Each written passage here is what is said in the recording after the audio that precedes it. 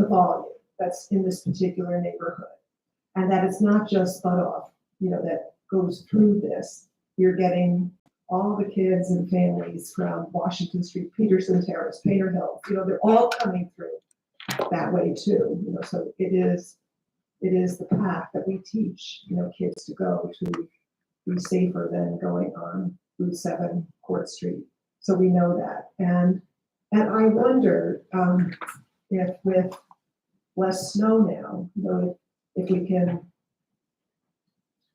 experiment with leaving the bumps a little bit longer. Okay, but that's not going to solve the problem we just heard until we come up with another solution. I'm just mulling that. I'm also thinking about the value of striping. We talk about that, as an experiment too. And we talked about that on that road, and striping for a shoulder that can function sort of as a sidewalk until we get something better, and whether it's worth trying it. And of course, the cars are just going to go around that too. It's not going to slow them the way a bump does, but it's something else to think about. So I just wanted, and I think about that as we're repaving new roads, or our roads, with new paving projects, and as we restripe, to use that logic of narrowing the travel lane, because that works to slow traffic down. There were also things called bananas, so that tighten the road. So instead of a bump, you could experiment with that. And I don't know, Bill, if you know what I'm talking about, but it's another device that's not a bump, but it's on the side. They call them like bananas, that tighten the travel lane. So I just wanted to offer that as another option for us to consider. I know you've got time, so it's very quick. I love the bumps. I live on Rogers Road. I've lived there for 11 years. I love the bumps.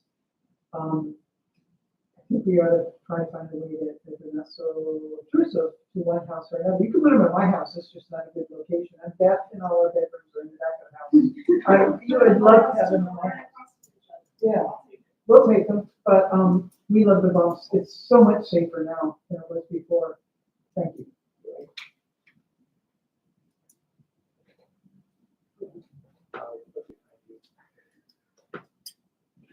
My name is Chelsea Hescock, and I live in front of the bump, and I'm on 153 in Rogers Road. I have two small children, a 5-year-old, 2-year-old, who are both learning how to ride bikes, and they're very excited to play in our backyard, and I'm petrified that my 2-year-old will run into Rogers Road. And it is very scary to have small children on a road that is so heavily trafficked when it is supposed to be a residential area. I am not a huge fan of the bumps and that I have to go over them numerous times a day, but I am a huge fan of the reduction in traffic. I am a huge fan of the reduction in speed of the traffic that does still choose to come through as a throughway. I'm happy to have them in front of my house again until we can have a reduction measurement.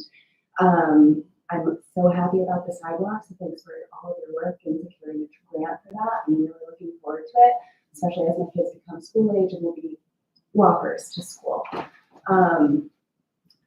One of the things that we've talked about, and I haven't had the chance to talk with many of my neighbors about it, is possibly taking off the opportunity for South Route 7 to come through Rogers Road and Danielle, creating a cul-de-sac, essentially, a residential cul-de-sac cut off from Route 7 on the south side. And then that way, as long as we can improve the way to exit off of Monroe Street, that could be a way to really significantly decrease. I have not done much research or talked to many of my peers about it, but it would essentially make it a private residential cul-de-sac instead of a residential throughway for traffic on both sides of Route 7, cutting through South Peterson Drive or Terrace or whatever you call it, all the way through South Washington Street. People take that whole back road to cut through and bypass Route 7. So in favor. I'm right in front of one, 2 small children. I do appreciate the safety improvements that we've seen, even if they are a burden for other reasons. But as long as it's a short term, I'm in favor. Thank you.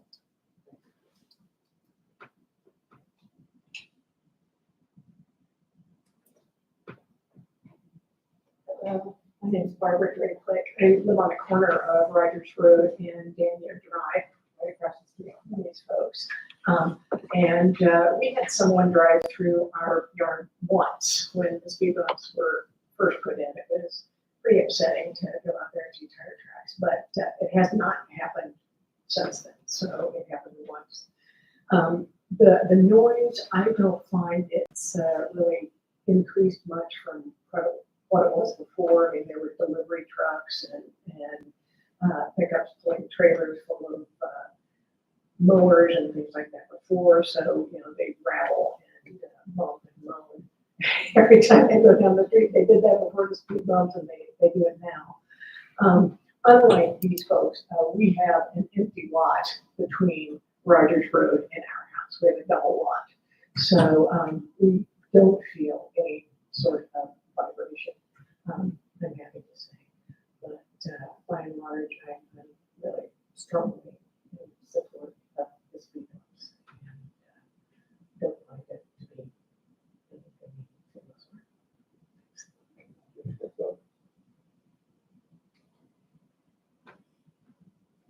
Okay, I'll just real quick. Megan James, I also live on Rogers Road, directly across from Susan. We're like equidistant between both of the speed bumps, which is a great benefit to me because I have two children, ages 10 and 7, and we walk and bike to Mary Hogan and all around town. And I will say that I feel such a relief about going out of my house toward the road to walk anywhere, because we can now look to the right and we can see if there's a car on the other side of the speed bump, we can cross. And like, we know it's going to be safe to cross. And I can say to my kids, if the car is on the other side of the speed bump, it's okay to cross because they're going to see you and they're going to have to slow down and it's safe. We also have our mailbox on the other side of the street. So my kids can now get the mail, which is really special. So I understand that they, you know, it sucks that people are speeding up between them occasionally. I hear that sometimes. It sucks that they're driving onto people's lawns. But I'm just a huge fan. I love the bumps, just like Susan. And I understand it's not a permanent solution. I'm really excited for sidewalks and any other things we can do. I love Chelsea's idea of cutting off access to Route 7. I think there's absolutely no reason it needs to connect to Route 7 right there. And yeah, so yay, speed bumps. Okay, well, we have a lot of information. We had a good experiment this summer, and we'll be talking about it. Appreciate the citizen involvement and feedback that we got. Wendy, obviously, is the leader of the gang. He did a nice job with that. So appreciate it on that. As far as next steps, I would say our safety committee will continue to work with Bill and infrastructure on what the plan will be for next year.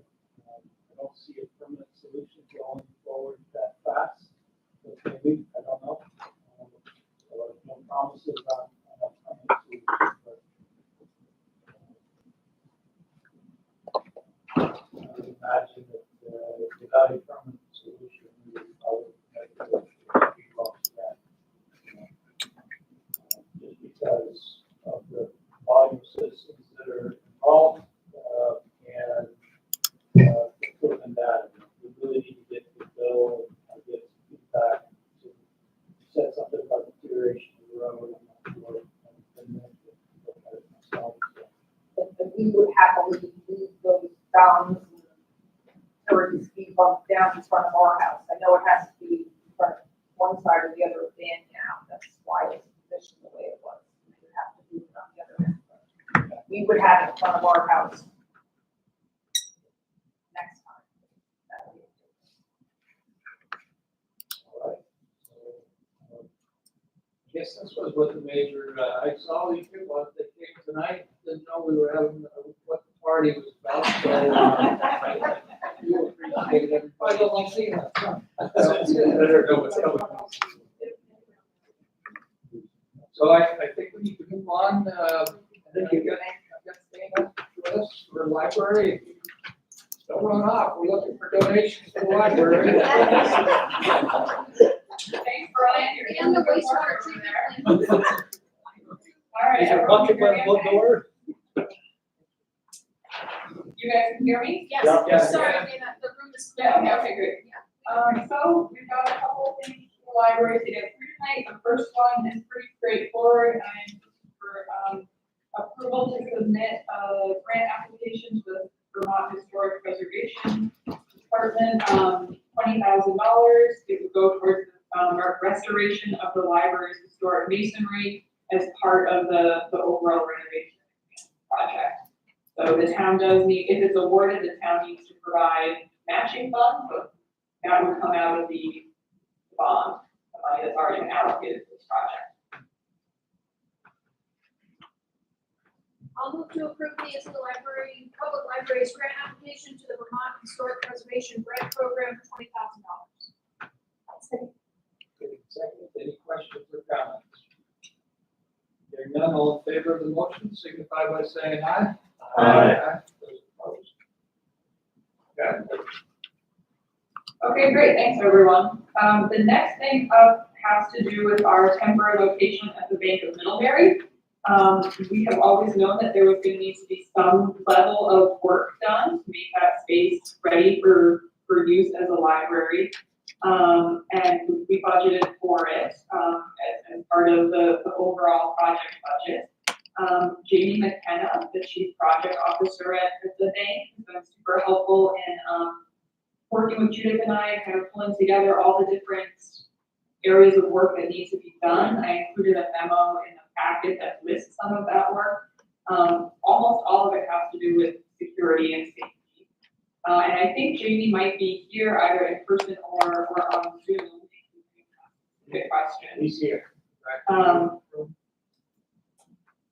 But the total as of now stands at about $70,000 altogether. The bank is doing some construction, some remodeling anyways this fall, so this work will take place while they're doing renovations anyways. So it kind of works out nicely in that way. But I'm looking for approval for these expenditures so that we can get the space ready for the library. And I'll move to approve the use of existing capital funds totaling $70,537.50 by the library for improvements to the Duclos building. Second, comments or questions? I failed to read this before, but I see that sprinkler work is listed as TBD. Do we have any estimates on how, what the changes are to sprinkling or what like that? We don't yet. Fire marshal walked through Monday, and one sprinkler head might have to move a little bit, so it shouldn't be anything major, but for the wall that's divide anything from the library, it's right on a Perfect. sprinkler. Okay. Gotcha. So it shouldn't be anything major. Any other questions or comments? There will be some expense when we give back the space to National Bank, right? What was the question, Farhad? Sorry. Now, there should be some expense when we give the space back to National Bank, right?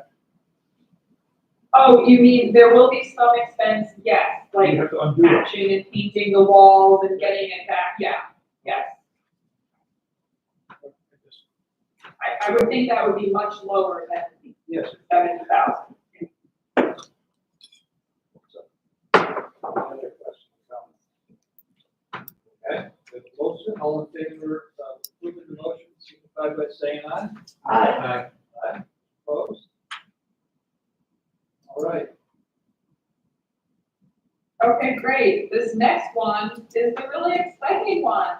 We have found a space to store the collections while construction is going on. It's really exciting. Vermont Industrial Parks LLC is donating space in their facility in Virgin. It's actually the same facility that Shaftesbury Cider is in. So that's kind of fun. It's plenty big enough. We'll be able to set up our shelving there, and it will be closed to the public. It won't be a public space, but we'll send a librarian over once a day to page materials. People can still request books, so it's really incredible. It's keeping the collection available to the community throughout the construction period, which wasn't a given. We weren't sure we'd be able to pull that off. So I'm very grateful to Vermont Industrial Parks who's donating this space to us.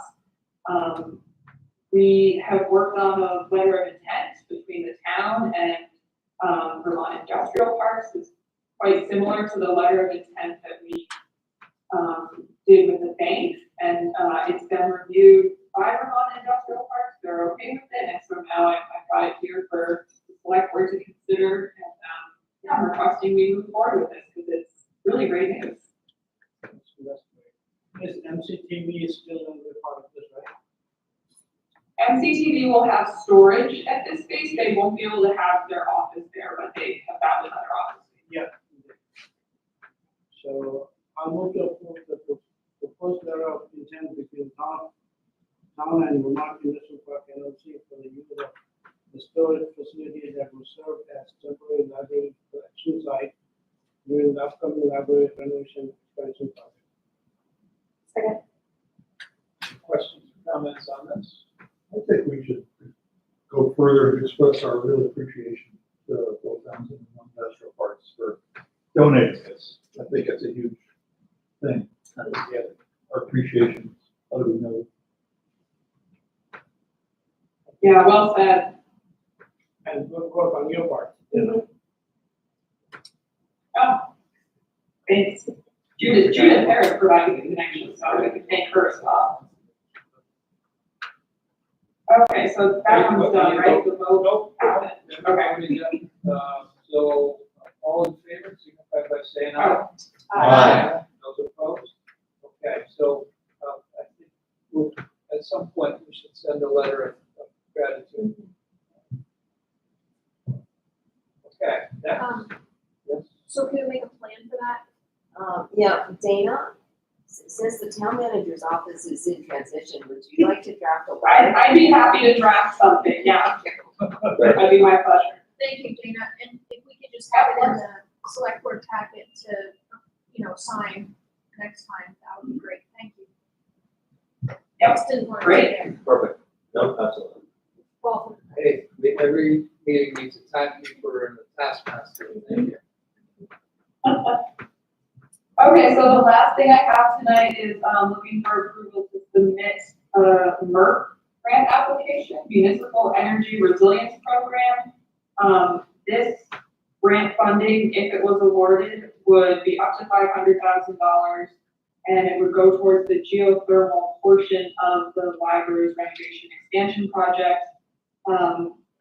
This was kind of a multi-step application. The town applied for sort of like a first round grant funding that got us an assessment, and then the assessment allowed us to apply. There was a little, to this next round, the implementation round, there was a little bit of a kerfuffle where the granting agency made some changes to who would be eligible, and for a little while it looked like Middlebury would no longer be eligible to apply for these funds, but then they flip-flopped back and changed their mind, and so now we can apply, which is great.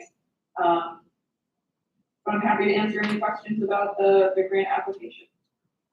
There's no matching from us. There's no matching from us. The application is interesting in that it is up to $500,000 based on what the assessment says you need. And the assessment, it's a little tricky in our case because the building and the system that were assessed are not what we are going to be working with going forward because of this big project. So I do think it's kind of, it would be, if they awarded funds, it might not be 500,000. They might say, well, we think given all these changes, you really only need 300,000 or something like that. But we are eligible for up to $500,000, so that's what I'm applying for. Dana, just reviewing the application, as it appears here, the numbers that you've added are 300,000 and then 10,000 and 10,000, rather than I expect that should be 100,000. It's probably just a screenshot issue or something in the application. I'm hopeful that that is just, so this is, it's the only grant application I've ever filled out that was like a Google form. Yeah, It's a pretty informal application, so I'm hopeful that that is just an error of the putting it into a PDF, but I will double check that before I. Okay. The attachment we got seems to be missing pages 7 to 13. Parts of it are filled out, but then there's the narrative at the end, so, you know, we trust you. You do great grant applications, so hopefully. So I'm happy to speak to pages 7 to 13. So the town can only submit one MERP application. However, the town could apply for funding to go to multiple buildings. And in fact, I think the town had another, I think the police building was part of the assessment phase. So for example, the town could have applied for funds for multiple buildings. And the way that this prints out is a PDF, even though I didn't fill out those sections, it wanted to print the blank. There was like space for 3 additional buildings. It was all blank, so I just didn't save it. Not critical, just hoping that the system goes through to give credit to the good work you do in grant writing, to the electronic glitches. So I'll move to approve the proposed grant application from Middlebury to Municipal Energy Resilience Program. Seconded, any comments or questions on it?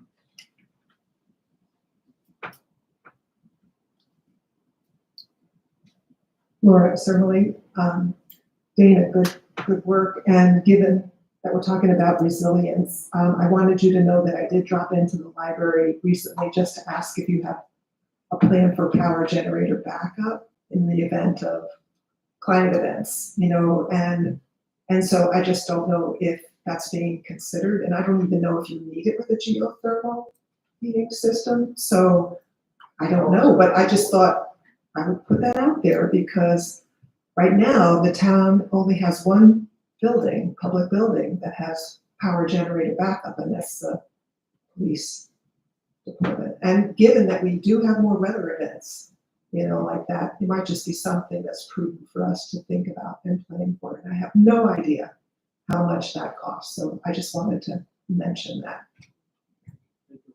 Yeah, thank you, Laura. I don't know the answer to that, but I do have a meeting with the architect and the design builder tomorrow morning, so I will put that on my list of verification. Any other questions or comments? We have a motion on the floor. All in favor of the motion, signify by saying aye. Aye. Aye, those opposed? Okay, before we let you go, I asked Dana about the state's grant decisions, and they're running late, and their excuse is staffing. So I think it'd be easy. They could save the staffing, just give us the money. Right. So this grant is really important. Yeah. That was my question. I know. Thank you for the update. Yeah. I would like to say one thing, Dana, that was a great birthday party you threw this weekend. It was a huge success and really fun. Thank you. Thank you, Dan, for saying that, and thanks for coming. We had a great time, and it was really exciting to see so many people just filling up the library building all at once. It really felt like a great celebration, so that's fun. We could use a bigger library, right? That's right, yeah, there'll be plenty of rooms to spread out next at the bison section. I'm gonna miss that one. Me too, I think. Lord knows I won't be planning that one. Around, so. Thank you. Thanks, Dana. All right, thanks, everyone. Bye. Once we're here, Mike online. Well. Oh, it's been referred. Is that right? Is that- That's my understanding. Please check one. Okay. So I did the review and everything looks good to me.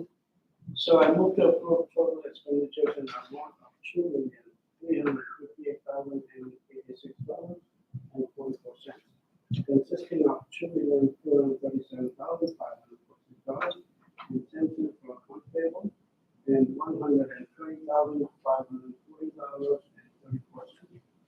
24th of the year of September 11th, 2024 to September 24, 2024. Second. Seconded, all in favor, signify by saying aye. Aye. That was a really subdued aye. It's a big check. Yeah. Oh, yeah. Yeah, well. Okay, select board member concerns, Dan? I'm good, again, the Middlebury, party was really fabulous. I was just going to say happy birthday, Miss Middlebury. I missed it. I could not, I had to work all day. My wife went and got the ice cream, which was very good. So a little bit of a part of that snow anyway. But it was good. Happy birthday to Elsie as well. And then as a health educator in the community, when we talk about Turning Point, I really wanted to bring awareness that I think sometimes we make an assumption about the people who utilize resources for substance use and substance use disorder. And the assumption is that they're coming from other places and they're not coming from our neighborhoods, but they are our siblings, they are our family members. And, you know, anyone can overdose, anyone can struggle with substances, anyone can struggle with addiction. And I just wanted to bring awareness that the people who utilize Turning Point, we saw the statistics, you know, really don't cause a lot of issues in the current location, right next to the rec center.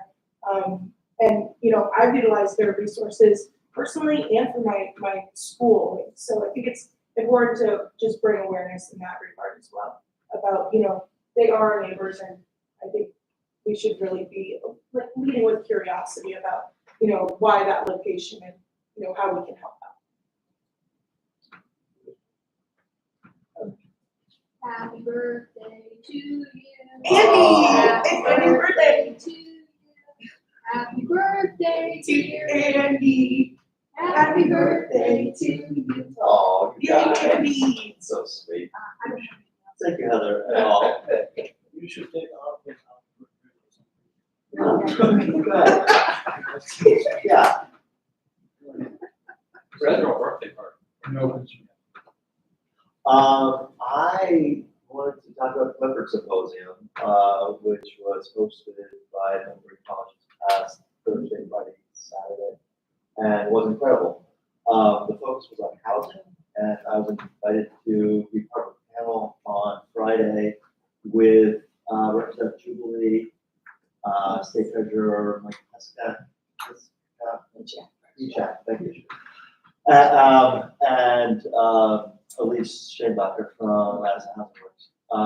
It was phenomenal all the way through. Zeke gave an hour-and-a-half presentation about the economics of stone crop Friday morning and how huge the federal and state monies are to create affordable units at current development prices, and how non-reproducible it is really as a way to grow our way out of here.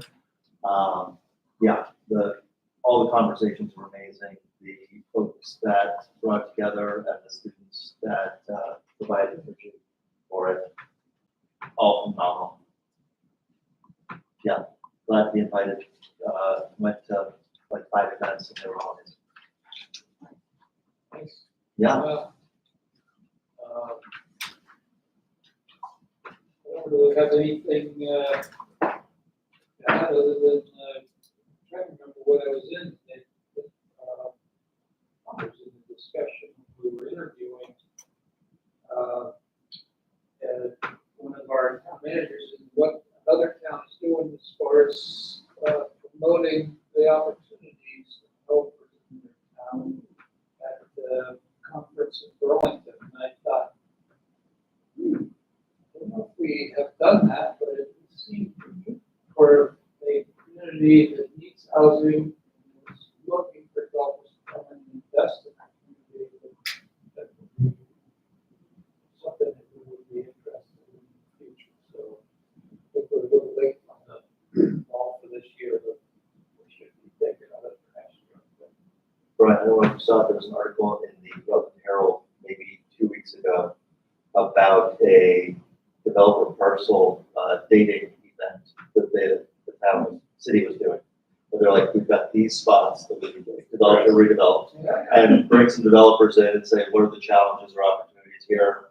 And how should the town be thinking about this and thinking about getting some energy going?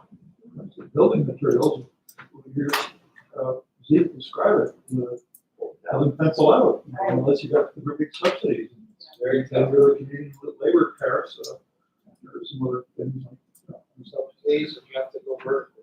Right.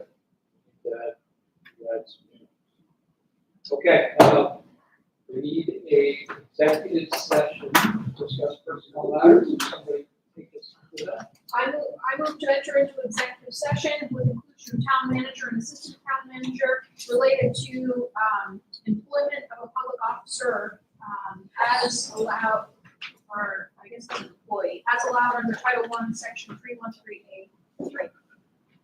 Is that the former town manager? Yeah, good. Friendly amendment accepted. Perfect. Moved and seconded, all in favor? Good. So are you going to talk about the encampment? I saw that on the agenda. Good deal. It's in the packet.